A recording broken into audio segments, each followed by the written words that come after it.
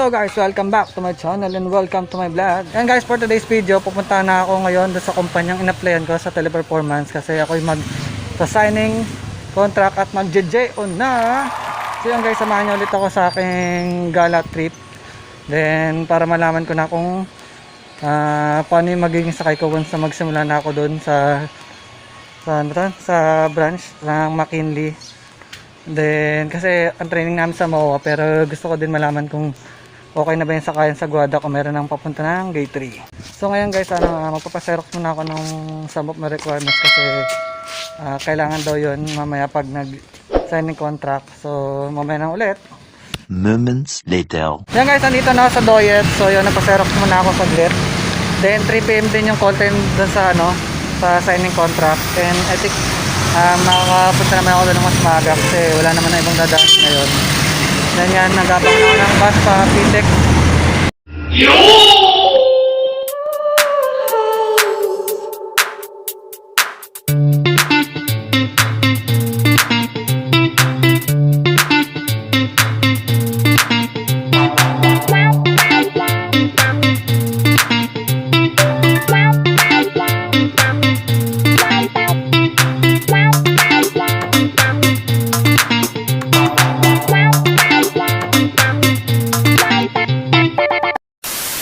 So yun guys, nandito na ako sa loob ng PTEX. Bale dito ako sa second floor bumaba kasi di ko rin alam na dito pala, pero okay lang.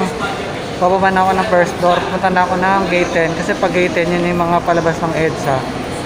Then pag gate 6 naman yun yung pabalik ng DASMA, pabalik ng Cavite. Yan guys, tandaan niyo yung sinabi ko. Then mahalaga rin na may beep card tayo para hindi hassle sa pagbaba, sa pagsakay. Then nalaman ko din na dito din yung sakayan Tamoa. So alam pala pag mag-start na ng training, bale dito yung punta ko.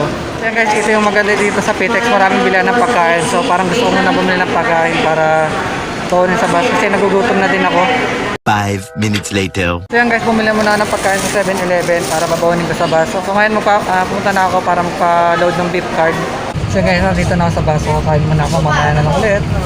1 shift later. So yan guys, nandito na sa Guadalupe. Bale, ito na talaga yung pagbabago sa sakayan. Bale, dito ko na talaga ibababa sa gitna at dito ko na rin sasakay pabalik. So yan guys, ngayon pupunta muna ako ng Guada Mall para mag-lunch. Then, bibili ng gamit na binibili na mahal bago pupunta ng McKinley. So, mamaya na ulit, kita-kita tayo sa McKinley. 1 eternity later.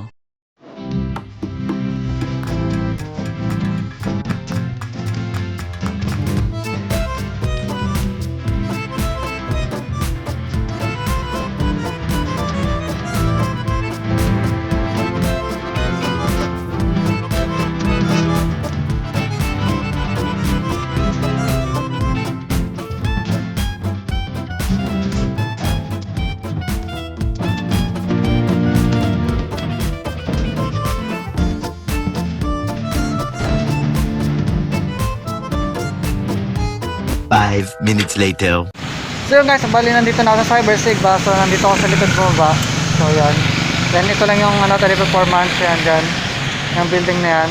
So ngayon, hanap muna ako ng kainan bago pumunta sa TP kasi hindi ako kumain sa Guada Mall kasi ang haba ng pila doon sa McDo sa nakakainan ko. Pero dito na lang.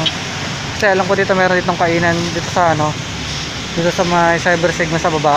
Then andito rin yung 24/7 so, kung saan ako unang nagtrabaho bilang call center. So samahan nyo ako. So yan guys, nakikita nyo ba yung 24/7 na yan? Yan yung unang-una kong BPO company.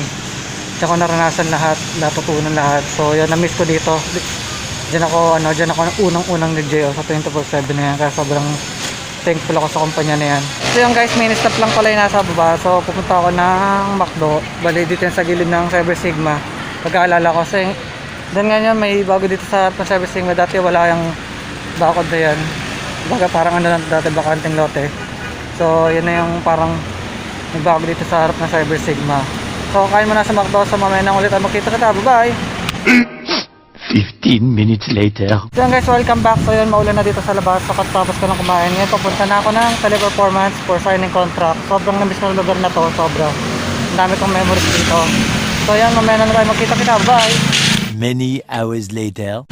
So guys, welcome back. Kamusta kayo? Yun, finally, tapos na yung sign yung contract. So yun guys, hanggang ngayon hindi ako makapaniwala na nakapasa ako sa Teleperformance kasi guys, Sa mga past application ko dito, lagi akong talo, laging fail.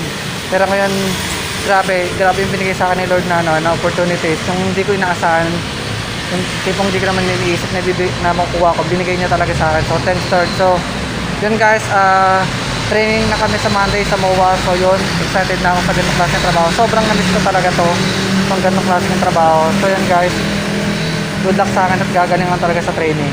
So, yun guys, hanggang dito ko na lang tutupusin ang aking video vlog. So, after nyo mapanood ang video ko, huwag na kakalimutan mag-like, comment, and i-share at click ang bell sa baba at mag-subscribe para mas updated pa kayo lagi sa aking video vlog at random vlog. So, hanggang dito na muna. Bye-bye!